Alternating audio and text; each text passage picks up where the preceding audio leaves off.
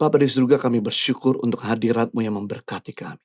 Saat dan waktu kami mengizinkan Roh Kudus berbicara, biar melalui firman-Mu kami diberdaya, cara berpikir kami diubahkan, dan Tuhan mengubahkan jalan-jalan hidup kami. Sehingga kami makin menyenangkan hati Tuhan dan berdampak bagi sesama. Demi nama Tuhan Yesus, kita semua siap diberkati, sama-sama katakan, amin. Salam nama sejahtera buat kita semua. Suatu kehormatan boleh dipercayakan untuk melayani GB Taman Modern. Saya berterima kasih kepada Bapak Pendeta Adi Lorencia untuk kesempatan undangannya. Saya bisa kembali menyampaikan firman Tuhan saat ini. Saya berdoa biar firman Tuhan disampaikan bisa menjadi kekuatan dan berkat buat kita semua. Baik, kita persiapkan hati kita untuk menerima firman Tuhan. Kalau kita semua senang dengan sebuah judul khotbah, saya berkhotbah saya dengan tema berbohong demi kebaikan. Wah, ini topik sangat menarik. Atau yang saya sebut, atau yang kita sebut, atau biasanya banyak orang sebut white lie, berbohong putih, atau polite lie, berbohong sopan, yang adalah bohong yang dilakukan demi untuk kebaikan. Tidak dapat disangkal bahwa bohong putih adalah suatu topik yang sangat hangat dan kontroversi bagi banyak kalangan. Bahkan ada beberapa agama yang memperbolehkan bohong demi kebaikan.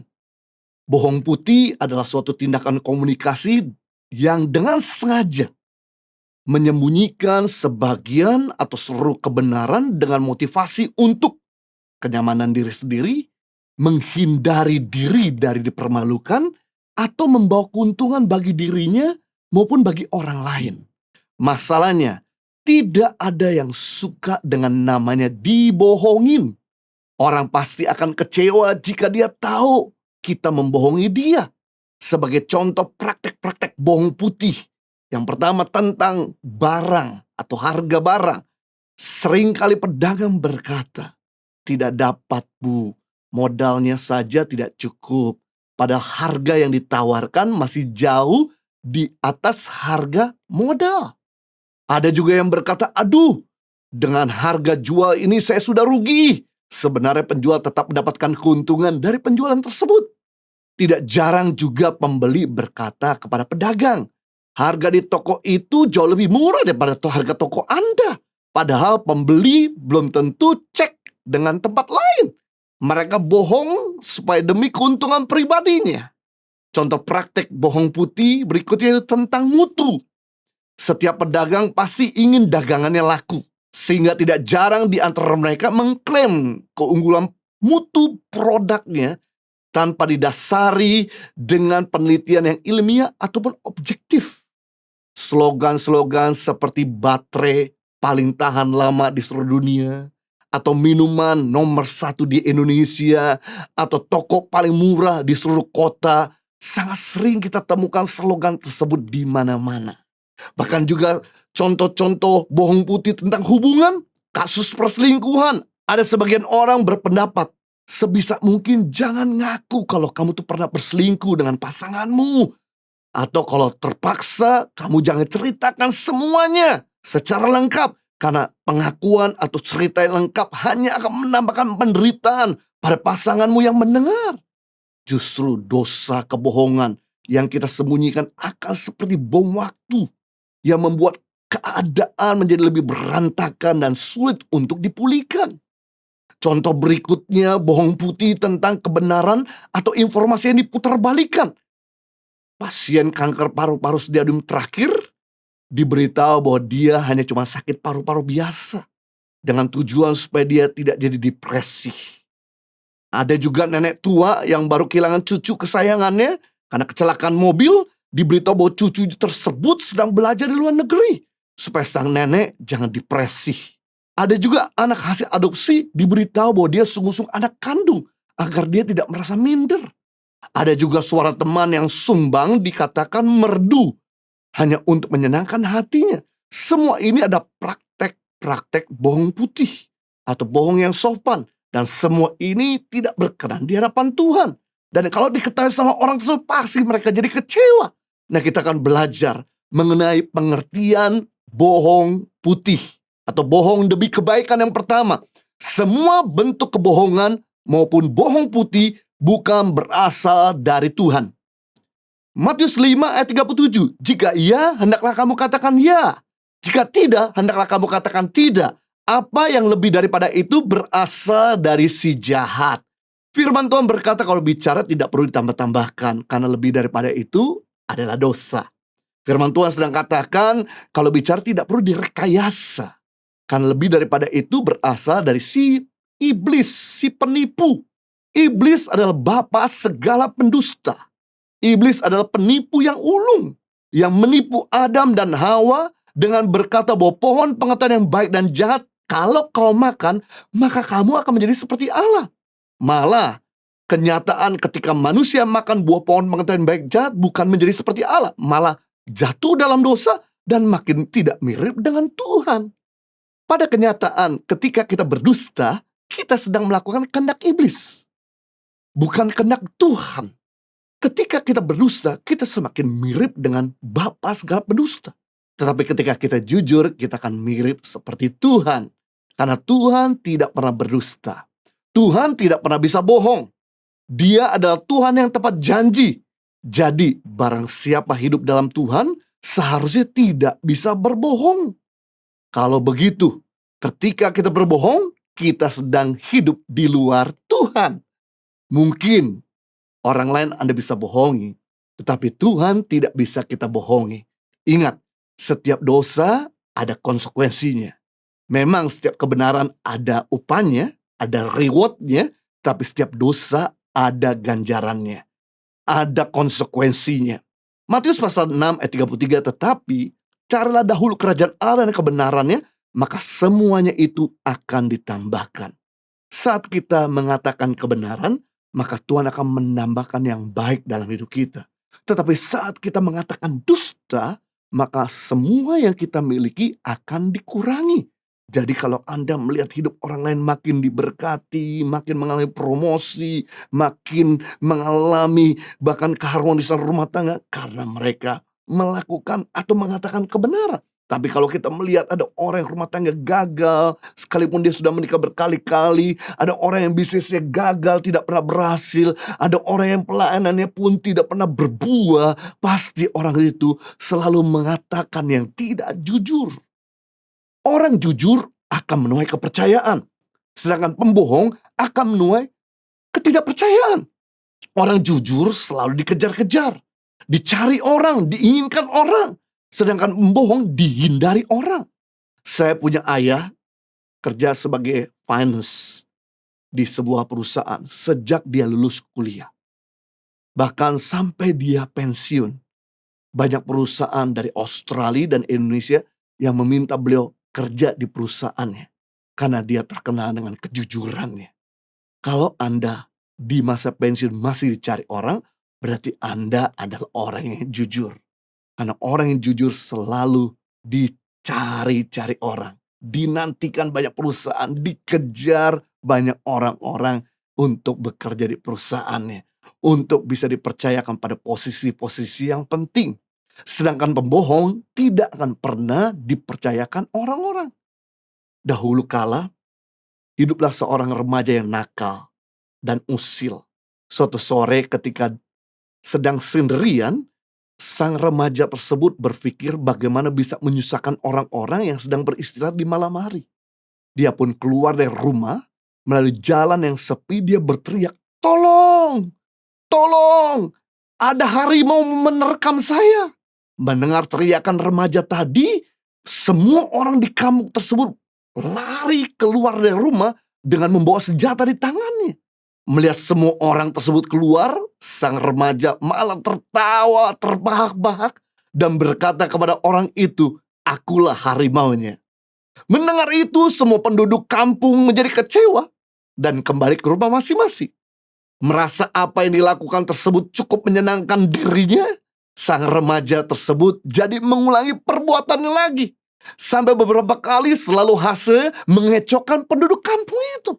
Sampai pada suatu sore, ketika sang remaja sedang berjalan di jalan yang sepi, tiba-tiba muncul seekor harimau beneran dan hendak menerkam dan mengejar remaja ini.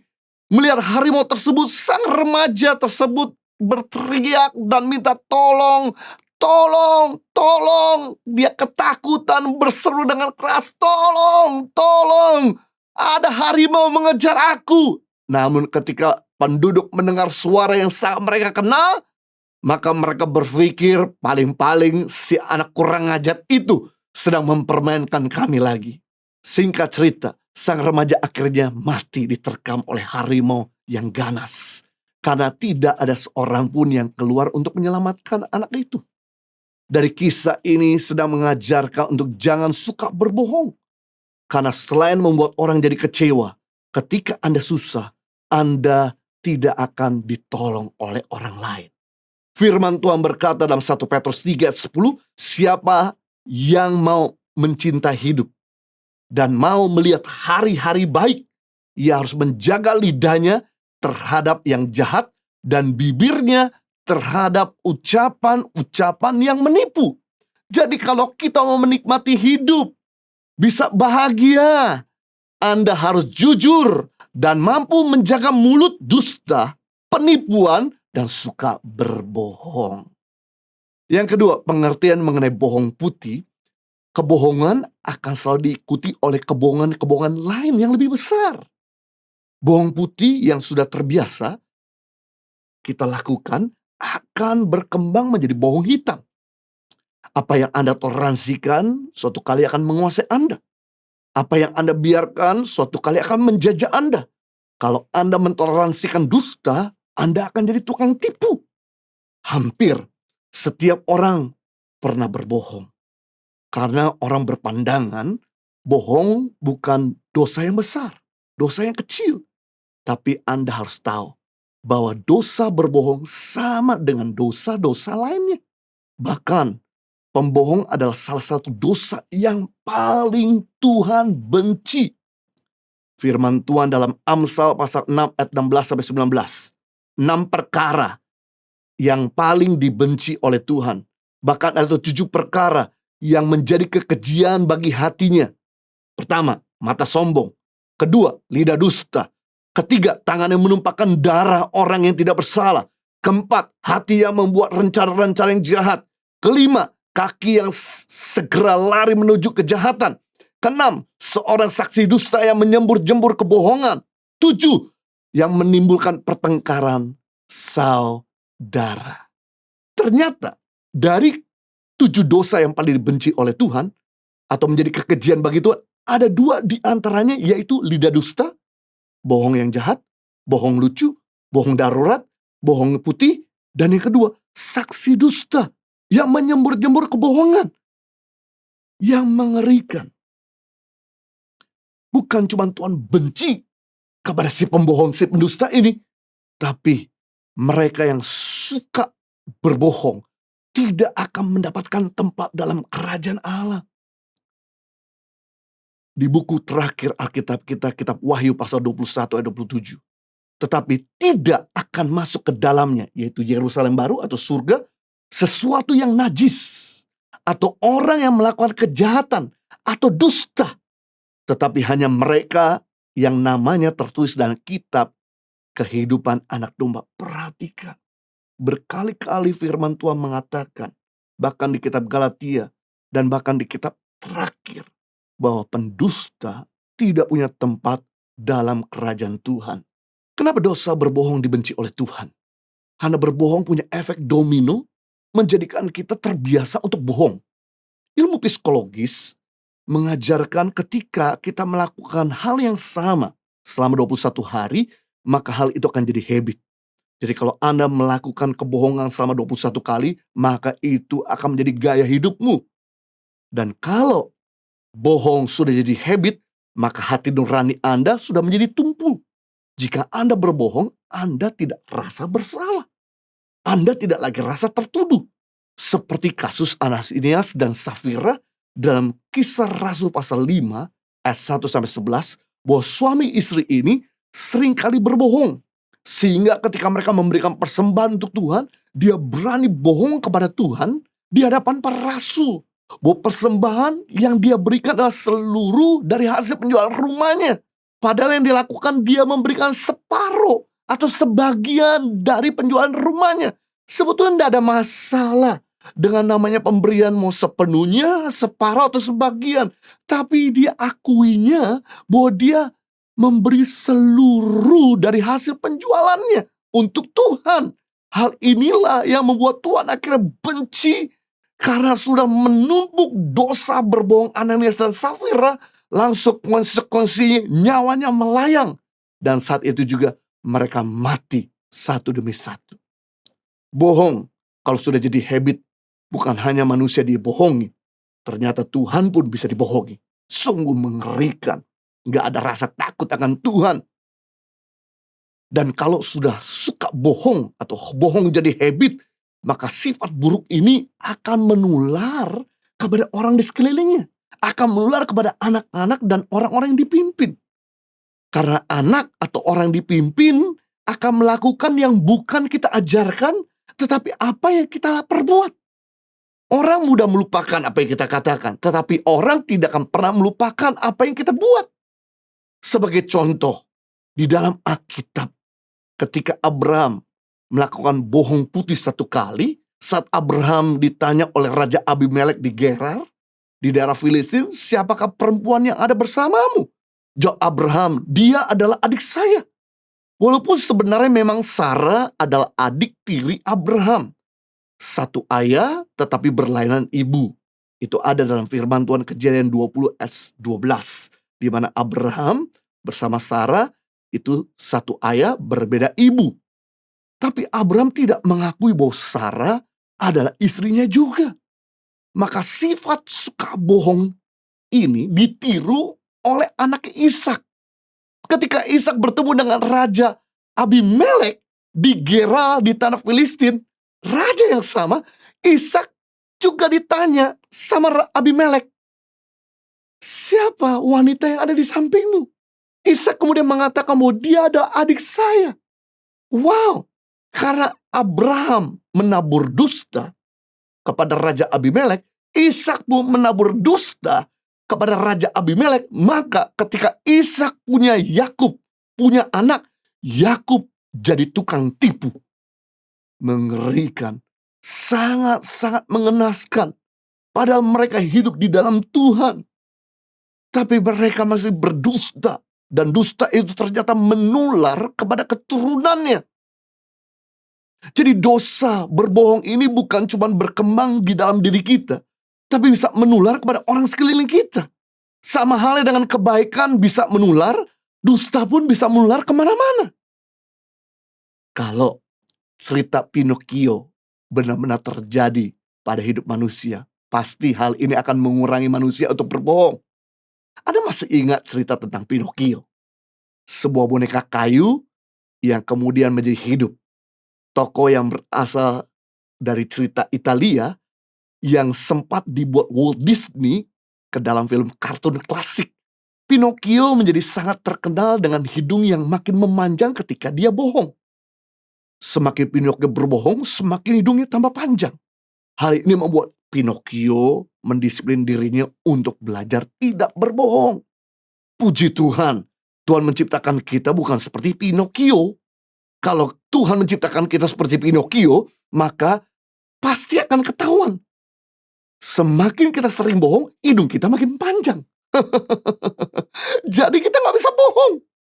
Puji Tuhan, Tuhan itu masih memberi kesempatan untuk kita bertobat. Tuhan masih beri kesempatan untuk kita berubah. Jangan jadi pendusta. Kita belajar. Yang ketiga, pengertian mengenai bohong putih. Bohong bisa sembuh saat kita mengurangi bicara dan lebih sering melakukan kebenaran. Siapa yang banyak bicara, lebih punya potensi banyak berbohong. Pepatah benar berkata, silent is golden. Orang yang tidak banyak bicara itu emas. Amsal pasal 10 ayat 19. Di dalam banyak bicara pasti ada pelanggaran. Tetapi siapa menahan bibirnya berakal budi. Jadi banyak bicara pasti banyak kesalahan. Banyak bicara pasti jadi banyak bohong. Banyak bicara pasti banyak jadi dusta, mengucapkan saksi dusta. Tetapi siapa menahan bibirnya dia berakal budi. Mungkin Anda gak kelihatan pintar, tapi waktu Anda pintar menahan perkataan, Anda kelihatan seperti berakal budi. Sebagai contoh, jika seorang melakukan 50% pembicaraan per hari dengan bohong sebanyak 5 kali, maka persentase kebohongannya adalah 10%. Anggaplah rata-rata dia berbohong 10% dari seluruh pembicaraan.